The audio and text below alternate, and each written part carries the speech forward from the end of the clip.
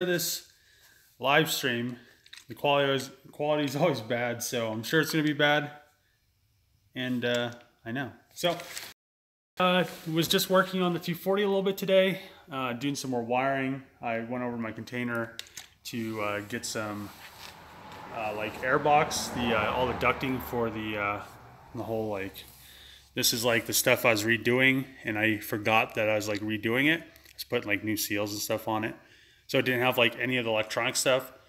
And look at this spider. Thinks it's gonna get me. Look at that. Stupid spider. So yeah, it didn't have any of the electronics or anything, and I needed electronics, and fortunately I had spare ones out of that like rusty hatch that I parted out in Minnesota. It was actually pretty funny because I had like the whole like bottom of the car. I like cut the quarter panels and everything off of it in like an apartment complex in the garage, and then I just leaned it up against the wall. So I mean, I had those, so I put those in. I'm just waiting on some other stuff so I can actually, I'm gonna do the digital climate controls, so I need to get that to wire up the whole airbox stuff. But it's coming along. I have the blower motor, the AC evaporator, and the heater core and blend door box right there all installed. So I just did that so I can wire up this some more. And yeah, it just kind of is coming along. And oh, and then I had this great idea when I first started this project that I was gonna run all the wiring through this like little hole right here. And like yesterday I was like, why did I do that? Yeah, connection, sorry. But so I had this idea that I was gonna, so I'm just gonna run it over like normal, but all the wires usually run on the driver's side, so there isn't gonna be like any wires on that side other than the little door lock for the light and everything. So yeah, I mean, and then I ordered power mirrors, so they'll have power mirrors. But other than that, you know, just kind of, you know, wiring isn't too hard for me. I wouldn't say I enjoy it.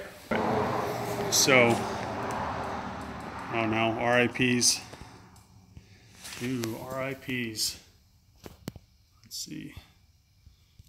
see.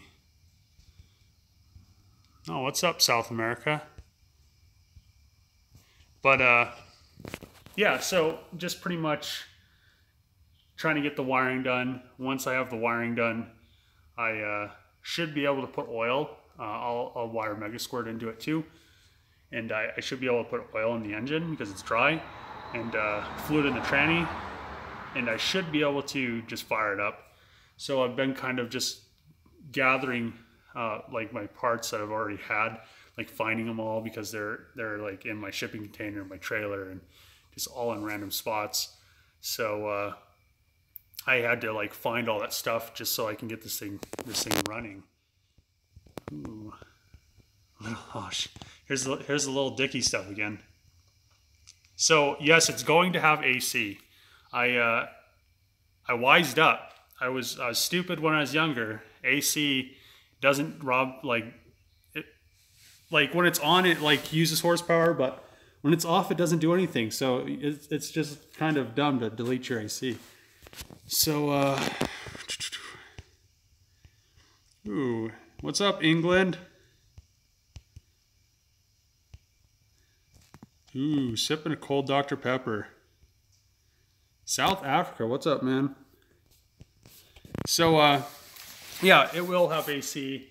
I keep forgetting the compressor. It's literally sitting on the floor of my container, and I'm like, every time I go in there, I went and got these boxes today, and it's like, oh, there's the AC compressor. I need to put it on the engine, and I still haven't done it, and I need to, because I need to figure out how I'm going to run the lines. Well, I know how I'm going to run the lines. I just have to make them. So yeah, on the LS, the AC compressor is pretty much just right there. So the lines are going to be, I don't know, I think they're going to be pretty straightforward. I'll probably have it go directly to there, and then have one line wrap around. I think if I remember right, the 240 AC condenser, all the stuff's on this passenger side anyway. But the AC compressor on 240s are on the driver's side, so the lines get kind of crazy. So I think I can make the lines kind of neat and not have like a bunch of craziness going on, so it looks ridiculous. But yeah, once this wiring project is done, the VR4 is going to be the next victim to have wiring like tucked. But the thing about, because I want to paint the car, and one thing about it is it's almost already tucked. I didn't notice this till yesterday when I looked at the that like shell that I have. So pretty much on this car, you would think like there's all kinds of stuff going on pretty much, and like it looks like there's a lot of wires. But with the engine out of it, pretty much all the wires you see are for the engine. So this box is for like the AC and stuff, but it like runs directly into the fender well. And so does this fuse box, is like the rest of the wiring, and it directly runs into the fender well too. So if I wanted to, I could delete like the ABS pump and just like flip that into the fender well. But I don't know, that'd be too easy for me.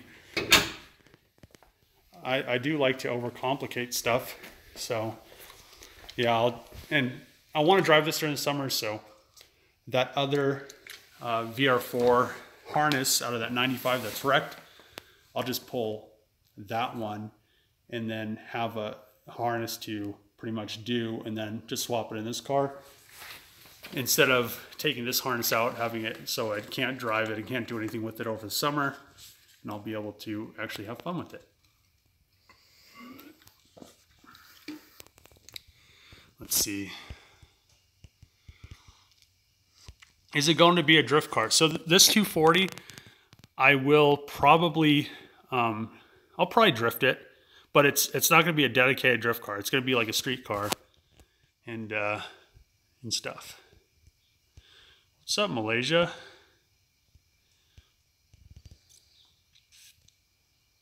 Oh, tight. With High Queen. I don't know what that means. So, yeah, and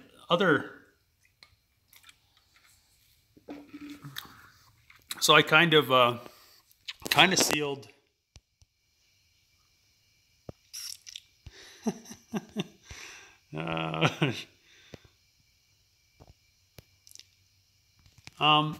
so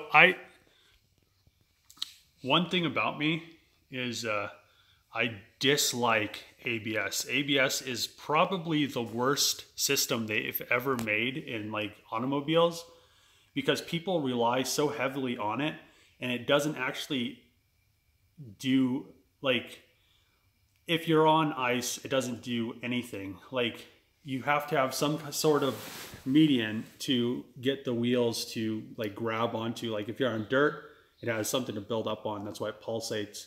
In snow, the same thing, but ice, wet road, stuff like that, ABS is pretty much just like useless, and I think it causes more accidents than it actually saves, because I've been in cars when it's pulsating and you're like, you know, if it would have locked the brakes up, I would have stopped probably 20 feet earlier than, you know, I like ran into the back of this car, and now my car's pretty much done. But I don't like ABS, and I don't like all the lines. Everything I have, this VR4 including, I will delete the ABS in. So, sorry, I just don't like it.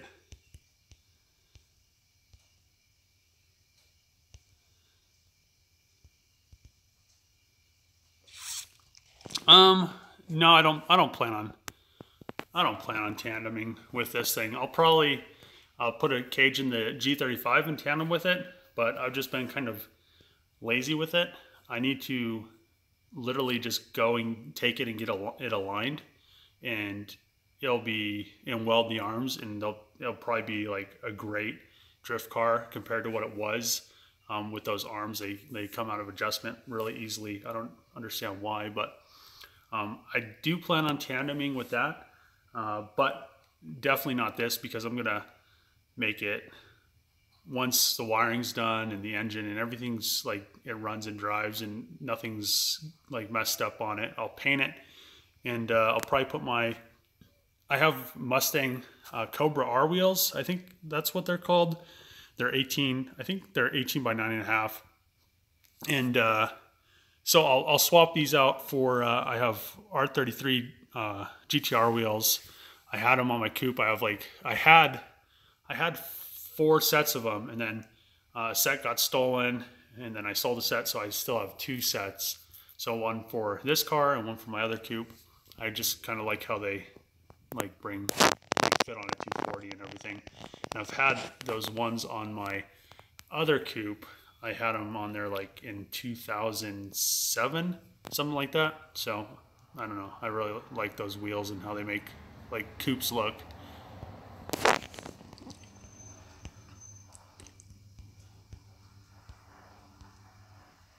What's up, Poland?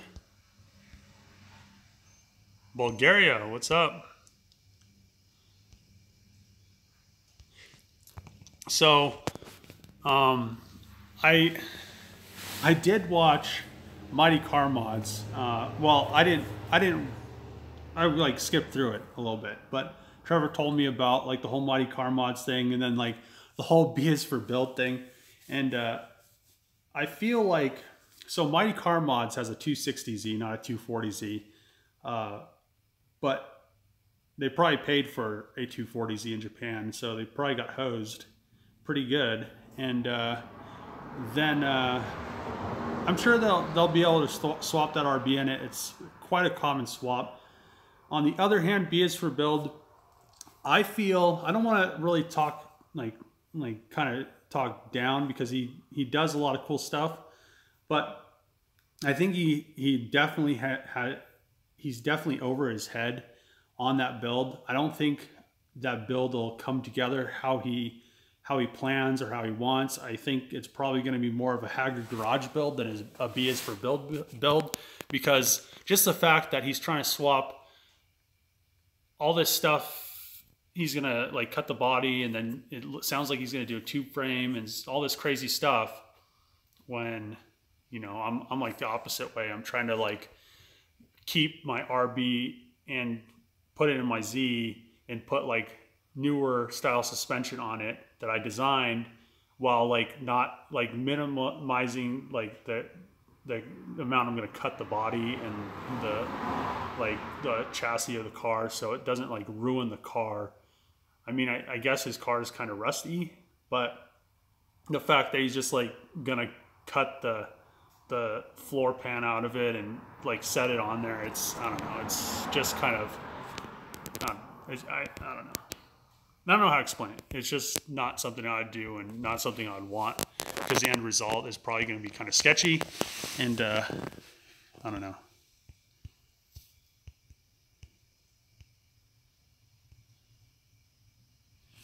So this, I'm going to put full interior in the S13.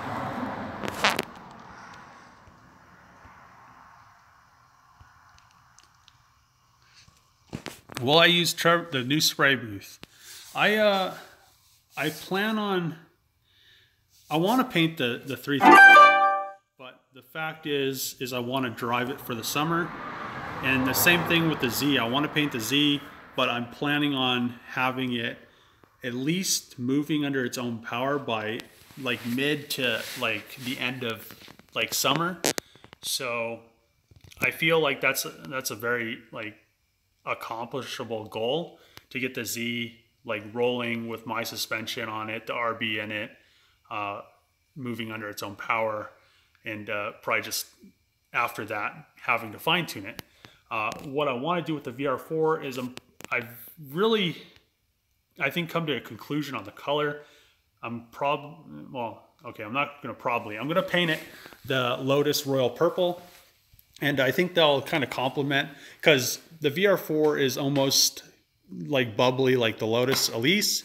I think that's the ones that come in that color, but it's kind of bubbly like in the rear and this internet stuff. So I think the color will kind of bring it together. I also, you know, the funny thing is, I looked so long for one of these brand new wings, and like a real OEM one. Well, so like the end of fall, I want to paint this royal purple. I just bought another one of these wings just to have. I purchased a 99 the actual turbo hatch, so the wing will bolt right onto it, and all the stuff for the front. So the front bumper, the headlights, the turn signals, and like there's like a bunch of little like random like moldings and stuff. And I have another. I bought a brand new Foundry glass. So that whole seal issue with me being stupid and cutting that stupid seal off, thought I could get another one. I may have another one coming. They ordered it, but if it doesn't come from Japan, you know, this glass is going to be pretty much just useless. But I have a new glass coming with a new seal, and it has like new this and the new little brackets and new ones of these and the new little things that were all messed up. So getting some parts for this, and once like fall comes, I'll strip it. Oh, and another thing I bought for it was I didn't like how these looked in the 99 sail panels. They kind of pretty much just do like, they're like this, but they come further out right here, so that it doesn't have this. It's just like a nice smooth piece. I ordered new ones of those. So yeah, this thing will be getting a little bit of love. I want to drive it some before, like I want to have kind of enjoy it during the summer, and then it'll be getting a nice paint job. This thing might be running over the summer, and I might kind of get it ready to paint. So I may have a few things to paint for like fall and the winter, just to kind of keep me occupied during like the winter coming up. Kind of thinking ahead. So let's see. Nissan purple. Yeah, I really was looking at the new Black Edition GTR purple. It's going to be purple with Kevlar parts. Okay. Let me kind of catch up on the comments because I was babbling. So back to the booth. The booth actually did, like, I think it did really well compared to so we used two different booths. We used one booth to paint the parts for the Juke, and there wasn't as much stuff as the Supra paint job, but there still was stuff in it. So that booth sucked, and then we used the other booth, and there was still like, there was a lot more stuff than the first booth. So this, when Trevor painted the Supra, I think he has $500 into it. That booth did better than like whatever the other booths are, like 10 grand or 15 grand or however much they are. They're like 100 times more expensive, but you know, it still did a very good paint job. I think one thing that he needs a change, and I told him, he didn't have a fan because it was really windy outside. He didn't have a fan blowing the overspray outside. And I think what was happening was it was kind of making a vortex, and because you can see in the filters, there's paint in them. So I think it was just sucking the overspray back through the booth. And there are a few little tiny things, but they're not lint, and they're not, they just kind of look like little tiny pieces of like, maybe, I think there's like one or two on the hood. They're like little tiny pieces of dust, which come out very easy. So I think the paint job came out so far very nice. Once he does the shell black and the red, I think I don't think there'll be anything in it, and I think it should be really, really nice compared to, you know, the first time when it had all that lint in it. Let's see. Update on the BMW. So the BMW, I sent the ECU off. The company told me some stuff that I didn't like. I haven't got it back because I really don't care about it. And I'm probably just gonna throw an MS3 Pro on it, and because you know, I don't know. The deal was I sent the ECU to that company. They said they're gonna tune it for 550s because I have 525s. They're gonna delete the EWS. No big deal. I sent the ECU. Then it's like an extra $100. Then they're not gonna tune, like to delete the EWS. Then they're not gonna put the tune on it because the car's not there, and all this BS after I sent them the ECU. So I really haven't even, like, there's no reason to even get the ECU back because it's like has some random tune on it. They said that they don't think, I don't know, it's weird. So I'll probably call them Monday and be like, hey, how much to send my ECU back, because I'm not going to pay you to just delete the EWS. And I have an MS3 Pro for the LS, and I want to just throw it on the BMW and see, because I could wire up probably in a couple hours and get it to start off of it. And yeah, I mean, then I could verify what I want to find out, if it runs and how well it runs, and if it knocks, if the compression stays up and all that good stuff. So you know, I've just been busy with my house, so I haven't had that on the top of the list, the to-do list. So it will be getting done pretty soon, because the house project's done, and now I can start, you know, working on car projects again, like I said in my last video. So it should be, I should be getting it to the start and figure out if the engine's good and all that stuff soon.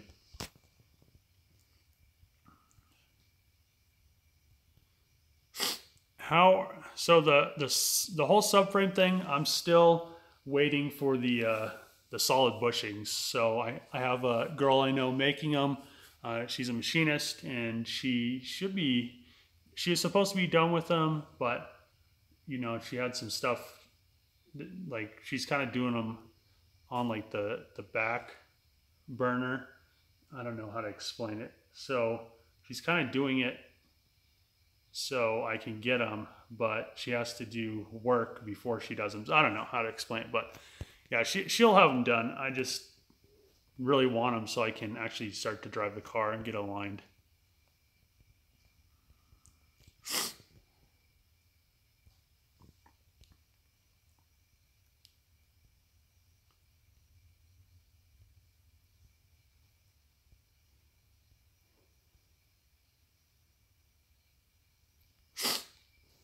So no parts for the Z have been finished.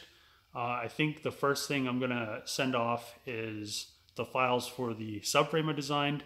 I need to first go and I want to verify that because I 3D scanned the core support and what I had of the actual, like the frame, but it only had like one hole for the subframe because I had them cut it. And then I like just brought it into work and then scanned it and stuff. So, I mean, I want to have like the holes laser cut out of a sheet of steel, and then just make sure that they are in the correct position. And then I'll have the subframe made. I'll have the upper controller made, the part for the coilover to bolt to the strut tower with the spherical bearing. I'll have that made, and I'll have the little thing that bolts on for the tension rod that lowers it. So there's 0 degrees anti-dive on the lower control arm. I'll have that made. And what else? Oh, and the knuckle, I'll have that made as well. And then after, one thing on the knuckle, I want to verify that I'm pretty sure that it's correct, but I'm using 370Z hubs. So the front hubs are pretty much just a bolt-on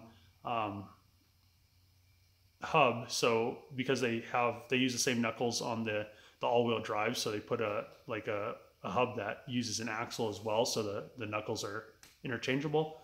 But I'm using a rear-wheel drive 370Z hub, and that allows me to just bolt that on. But I want to make sure the bolt pattern is correct before I go have them make me 10 10 knuckles of each side and then find out it's not correct. So, and then once I have the knuckles made, I could order the calipers. I'm using Willowwood TC6 6-piston calipers. I really want them to do like a custom color because I really don't like the black or the red, but I'm not exactly sure what color I should go with.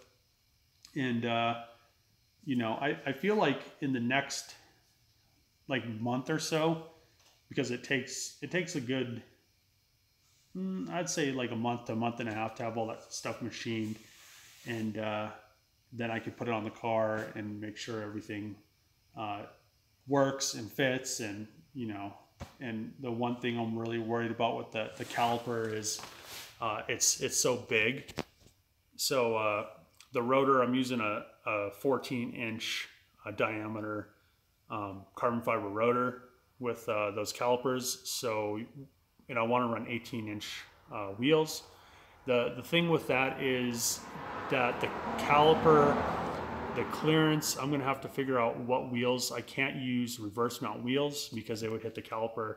So I have to definitely figure out what wheel I'm going to be able to use with those calipers so they don't interfere with the caliper, because there's such a large like rotor and caliper. It's almost like a canoe. I'm putting a canoe on the front of the 240Z on both sides to stop it and stuff.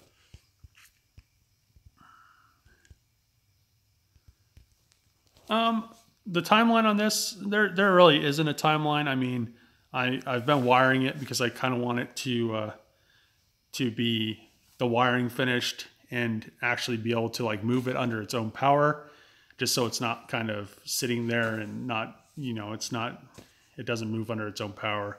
And that's kind of a, I don't like that. I'm tired of like pushing cars around is one thing. Did I find a bell housing? This internet's making me so mad. So I have not found a bell house. So I haven't not found a bell housing. I have one person that's supposed to send me a bell housing, and let me see, where was it at? Okay, there's the timeline, bell housing. Purple. No, it's going to be purple with Kevlar parts. Kevlar, yellow and black. Go with Nissan purple. Purple. Carbon fiber dip. No, just Kevlar parts.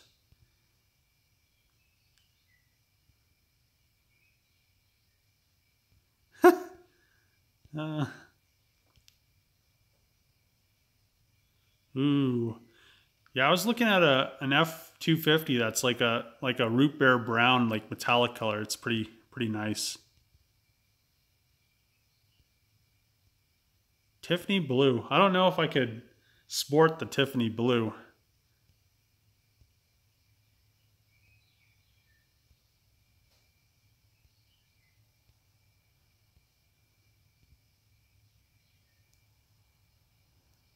So what do I do besides YouTube? I just like, I don't know. I guess you could say I hustle. I hustle. What's up, Jeff? How you been? The 2J, it's gonna go into, I don't know. So I was gonna originally put that 2J into my Blue Coupe, but I'm probably gonna either put my fully built SR in it, or I might put an RB in it because I do like RBs. And if anybody has a lead on a like a Mark IV Supra that needs an engine and a tranny, like that isn't like a project like Trevor's. I mean, like it could need paint, but I don't want to be like doing crazy stuff like that. So if you have a lead on like a Mark IV Supra, like 5 to 15 grand, just DM me on Instagram or message me on here or whatever, because you know, I'd rather put that in Supra, because the whole reasoning behind that is I have this nice shiny 4-inch exhaust that I got with that turbo kit that was made for a Supra, and I might as well utilize this exhaust because it's so nice. I mean, look at these welds. So yeah, if anybody has a lead on a Mark IV Supra, I might be possibly in the market for one. So yeah.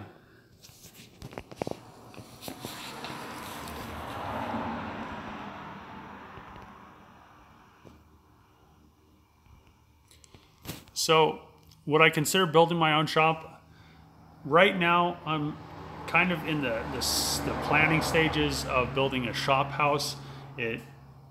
Hopefully, I should either start like, I'll probably start on it like in fall. I'm hoping to start on it fall. I need to find some land first.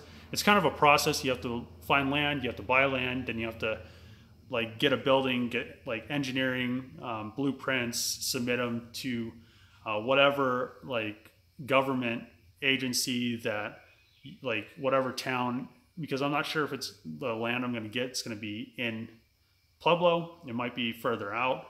So I'd have to figure out what county I'm in to submit the engineering stuff. And then like you figure it's like 4 to 6 months to actually erect it and build it. So, and I'll do most of the stuff myself instead of paying a contractor hundreds of thousands of dollars when I could pretty much erect a shop house for like do the concrete, erect the shop house for under $100,000, and then build a house inside of it, which sometimes you can get like the shop designed with like rooms and stuff with metal beams instead of like 2x4s and like joists and stuff like that. It just uses all metal. So I may go that route. I just want to kind of find the best solution because I don't want to have a shop that's too small that I run out of space like almost instantly, because I do already have a significant amount of projects, but I don't want like a shop too large that it's like, I don't know, like where it's too much to heat. So I'll probably have like a storage spot, and then I'll have like where I work on stuff that I actually keep heated.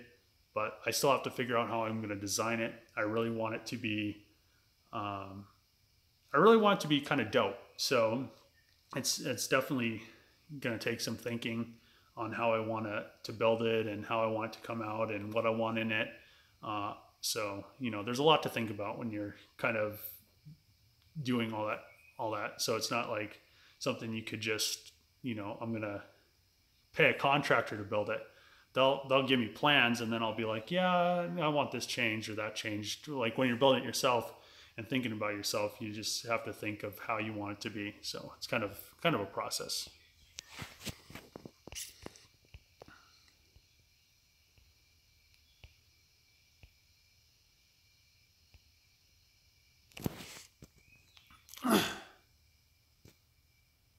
So 3D printed knuckle, my 3D printer isn't large enough to print all the parts that I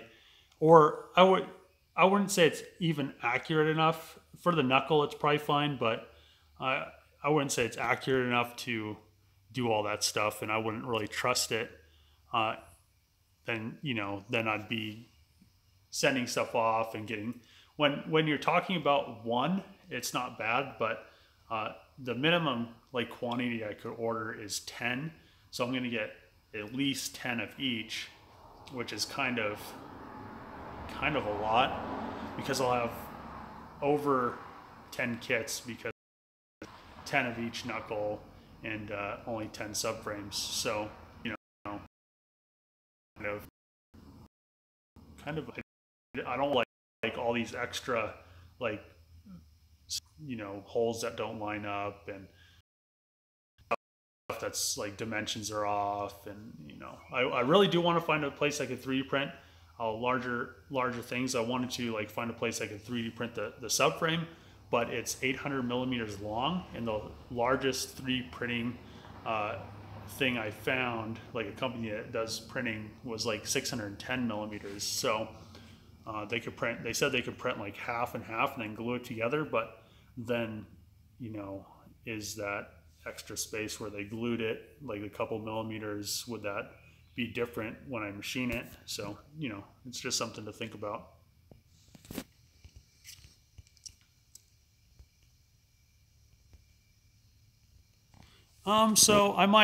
So JD, I'm looking, I'll probably, I want to change the tail lights, son. I want to change the tail lights and the garnish, but I'll probably debadge the car.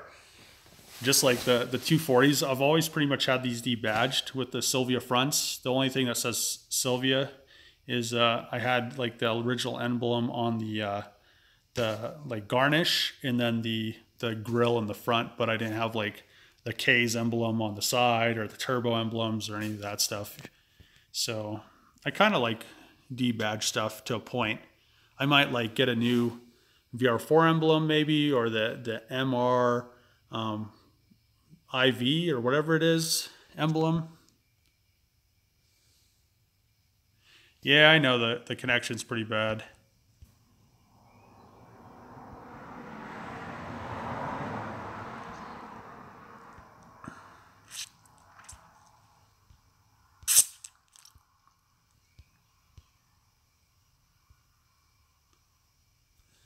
Oh, it's tight. You have the bell housing. Thanks, man. And good morning to you.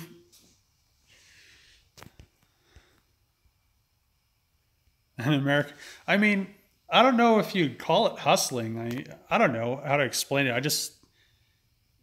If I don't know, you need to make money, and like you just make money. I don't know how to explain it. When I was like, so when I was growing up, let's go way back. So when I was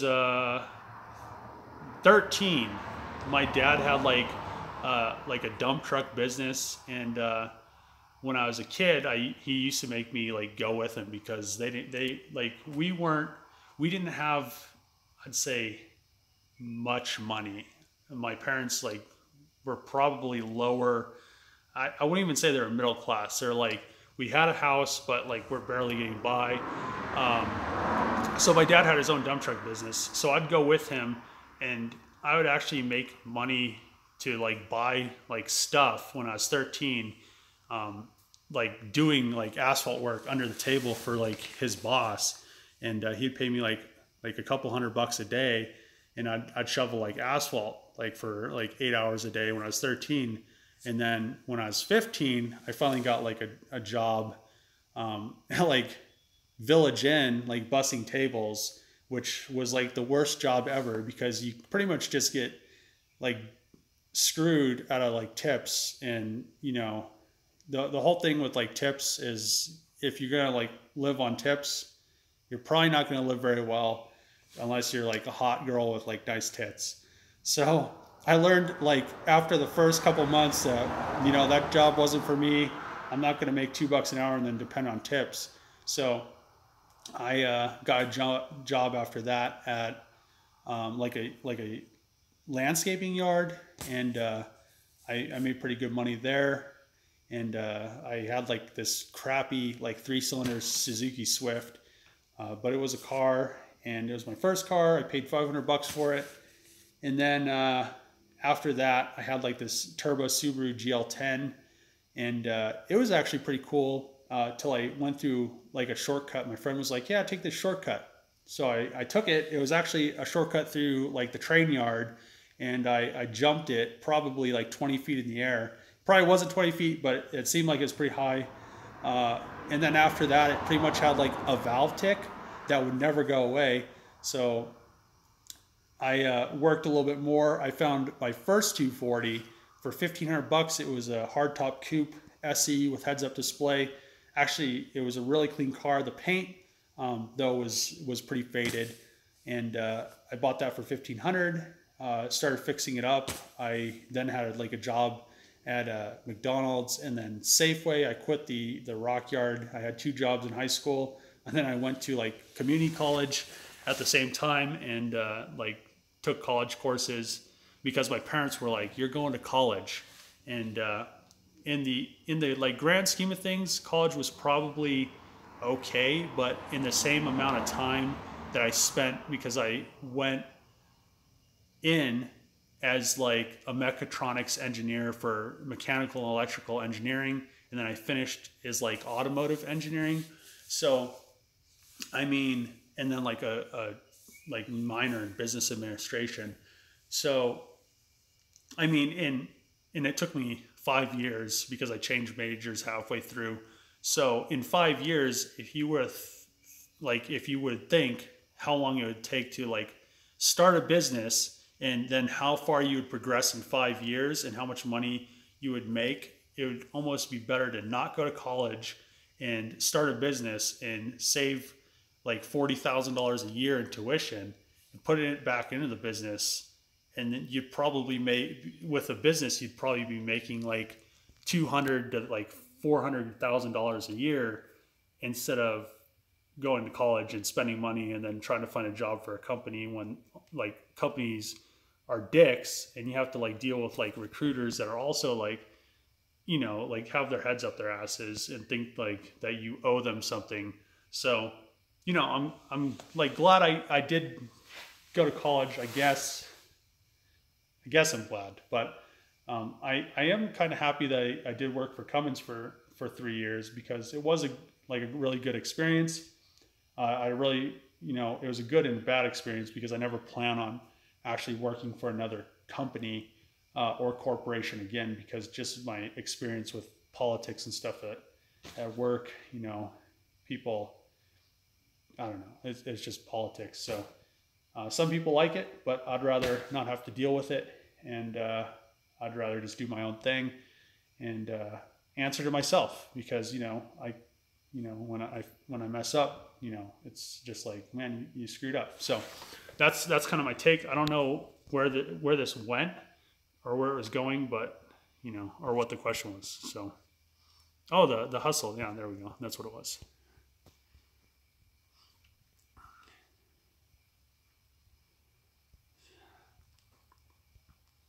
Let's see. So, what is better, RB26 or TJ? So, if you would ask Trevor, he would say the TJ. If you ask me, I'd say the RB26.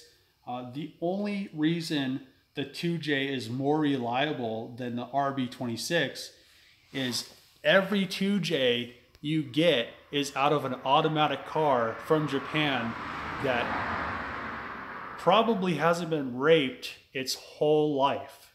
Every GTR RB26 came out of a manual car that literally got the piss beat out of it for its whole like existence until the car went to the scrapyard and got chopped and they shipped it over to the US as a 30,000 mile engine.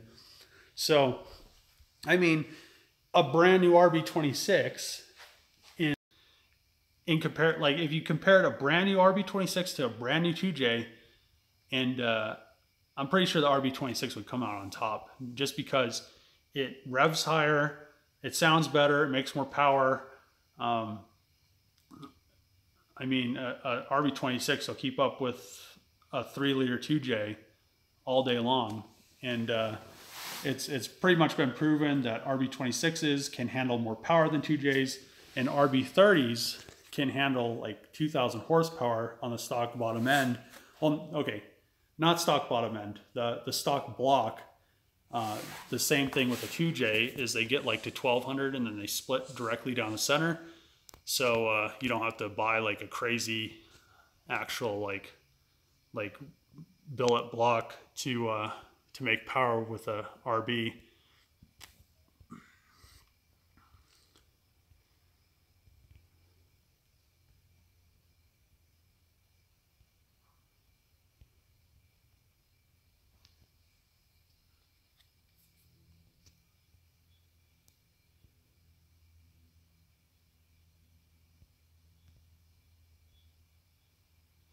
No, I don't have Wi-Fi at all. I need to get it, but you know.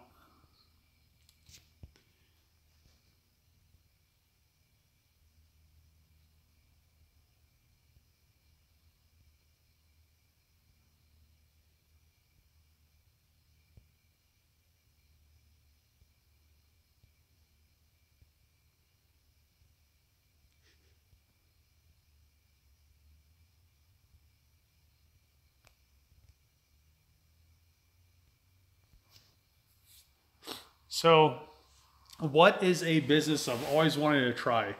So I really, really want to own a junkyard. The reason is you pretty much can get cars dirt cheap, keep the ones you want, part out the other ones that you don't want, and I mean you make a killing. My old boss literally makes a killing.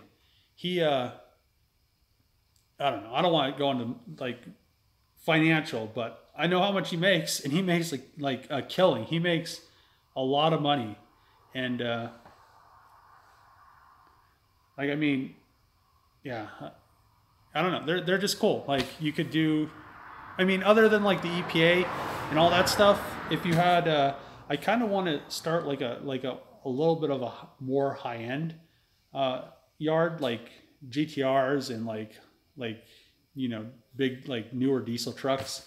But I could like pretty much fix the ones that aren't too bad, part out the other ones, have like pretty much a free GTR or a free truck at the end of it, and you know, you make money. So that's something I've really wanted to kind of try my hand at. Well, I mean, I used to work at a junkyard at when I was in college, but yeah, I mean.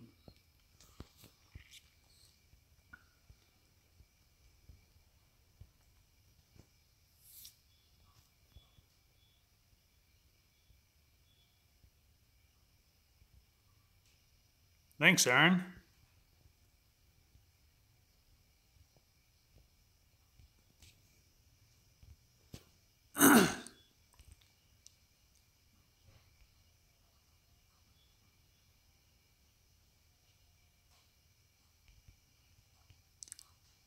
Community-based joint open source car projects. I don't. What do you mean by that?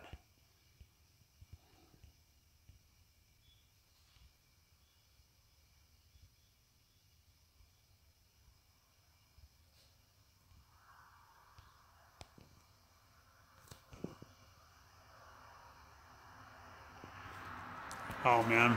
So the oh man. Like Adreno gauges, a while back I made a digital boost gauge, but really had to play with the code to get it right. Um, I don't know why they're. I feel like car people in general almost. It's more like you figure something out, you fix it, and once it's fixed, or once you build it, you almost you don't put it online because you're done with it, and you're probably just like so tired of messing with it that it never like gets out there. That probably would be a good thing, but the fact is like until somebody destroys Facebook, there won't be car forums again because nobody posts anything on forums, and they post it all on Facebook, and then it just like it's gone like in a day. You're like, oh, bye. So, you know, car forums probably need to make a comeback, and Facebook just needs to like die because it just screws. I don't know. Everybody posts everything on Facebook, like on Zilvia. There used to be more for sale stuff and more interaction, but now I feel like there's less because everybody just posts all their crap for sale on Facebook, but then like it literally just goes away after like a couple hours because people just are like millions of people are just posting crap for sale on Facebook, so you never actually get to see anything that you need.